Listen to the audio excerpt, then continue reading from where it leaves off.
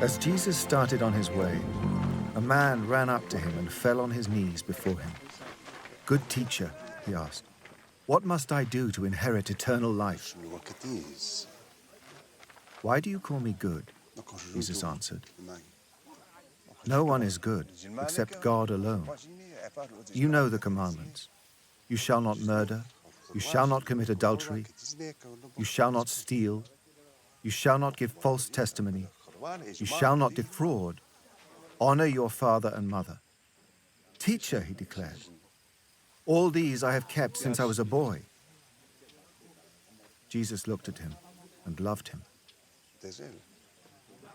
"One thing you lack," he said.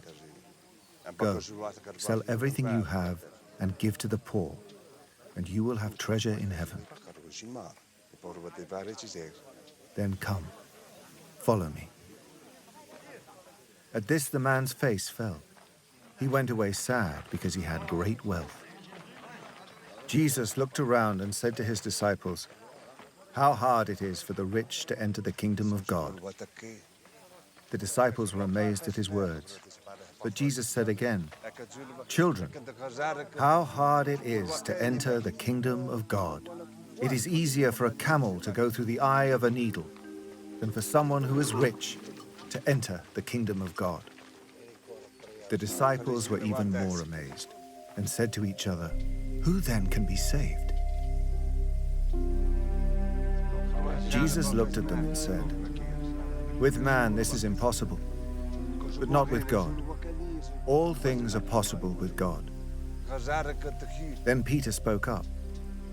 "We have left everything to follow you." "Truly, I tell you," Jesus replied, "no one who has left home or brothers or sisters or mother or father or children or fields for me in the gospel will fail to receive 100 times as much in this present age. Homes, brothers, sisters, mothers, children, and fields, along with persecutions, and in the age to come, eternal life. But many who are first will be last, and the last first."